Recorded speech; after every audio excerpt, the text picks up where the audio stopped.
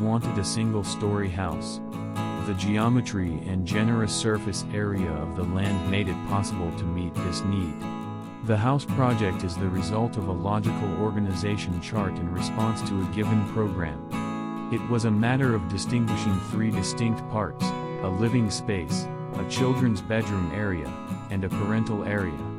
The house therefore takes the form of three volumes placed on the ground, connected by narrow glass passages. The interval created between each part responds to the need for a physical break but also to acoustic comfort.